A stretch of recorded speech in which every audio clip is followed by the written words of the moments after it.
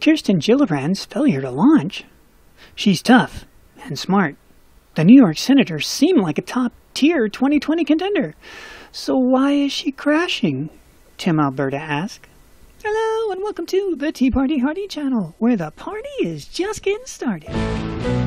Current events looked at through a skeptical eye using science, history, and sometimes humor to explore the events of the day. Let's get down to business. So Kirsten Gillibrand's failure to launch. Here's something that is really frustrating as a consumer of the news. It says she's tough and smart. Why are those adjectives never utilized towards conservative women?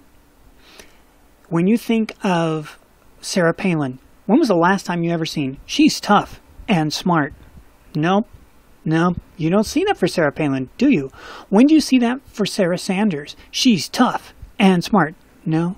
Dana Perino, she's tough. No, So, my question is this. What makes you think she's tough and she's smart?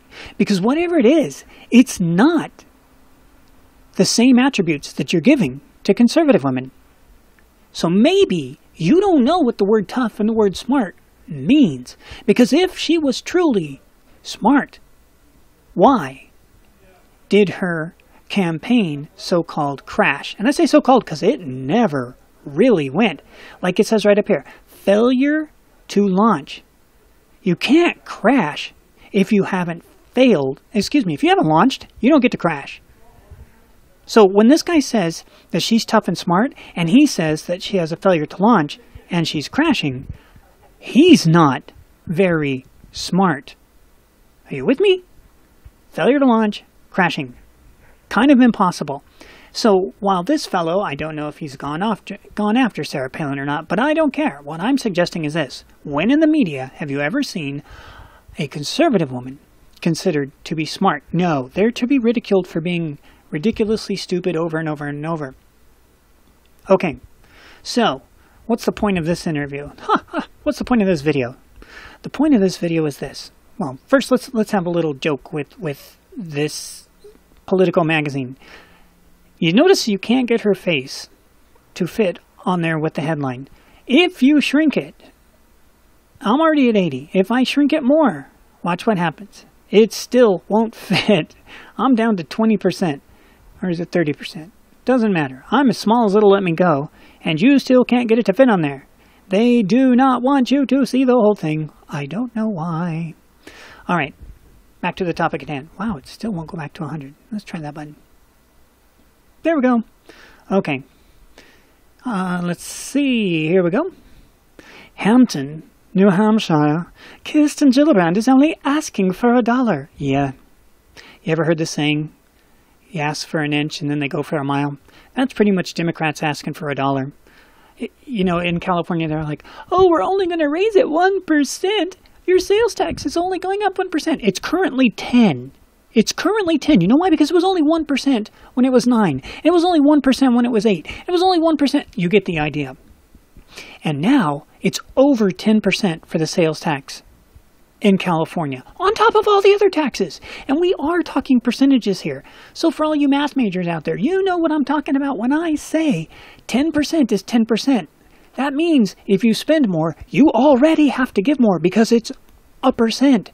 And they never let it go down. And the amazing thing is, in the last 4 years, it's the citizens who keep voting their taxes higher. They don't even have to wait for Sacramento to do it. But I digress. So, she wants your dollar because she ain't doing anything. She's doing really bad. Here's the thing. Kirsten Gillibrand may want $1 from you. But here's the problem when you sell your soul not to the devil. Because if she'd have sold her soul to the devil, she would have gone at least as far as Hillary did. But she didn't. When she started, she was in New York and she was in favor of the Second Amendment and some other conservative things, even though she's a Democrat. And as soon as Hillary showed up to be a senator, she flip-flopped like a fish on the deck. And when she started running for president, way, way, way back when, I'm still talking Kirsten Gillibrand here, she flip-flopped even more. And she flip-flopped on Hillary, who she was buddy-buddy with until it was inconvenient because of Bill Clinton and, you know, his wandering eyes and hands.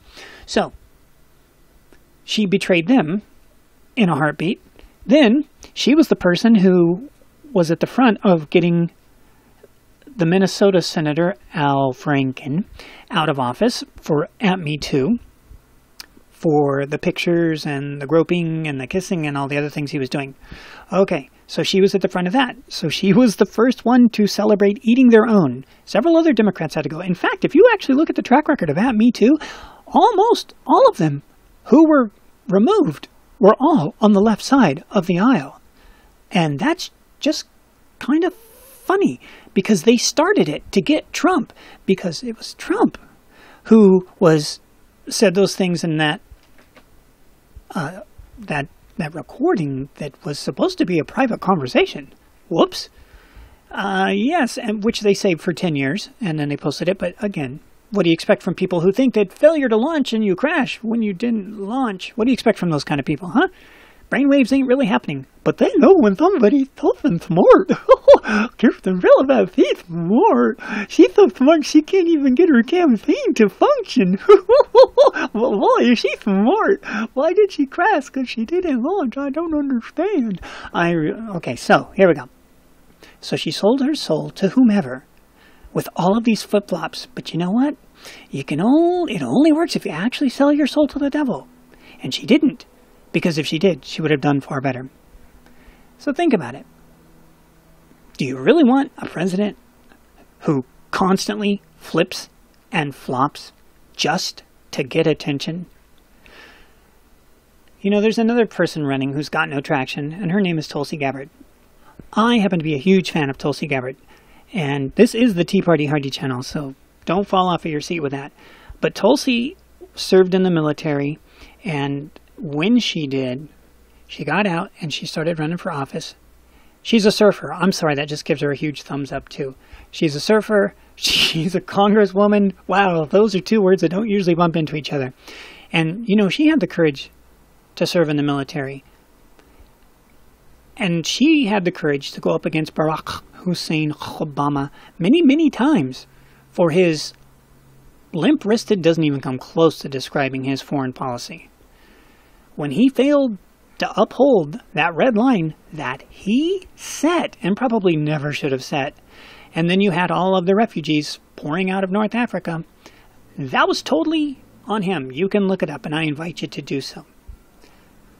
But Tulsi doesn't have a shot either, because we don't elect congresspeople. We elect senators and billionaires with TV shows and people that are half one race that want people to vote for them just because of the color of their skin. And they did! And they had the nerve to call the other people racist. Go figure! Okay. But Tulsi doesn't flip-flop. She did on one issue with the BLTGQ people. And that's too bad that she flip-flopped, because if you look at what she said, her prediction was spot on correct. And I don't know why one would flip-flop when they get their corrections correct. But neither here nor there. So, that's it for me for today. I have to get back to my work schedule, and I'm sorry I haven't been here for very much, but summer is really, really good to me work-wise, so I will pop in when I can. We hope you enjoyed the content, and if you did, feel free to like, subscribe, come on back anytime. You're always welcome here as part of the family, and we'll see you in the future.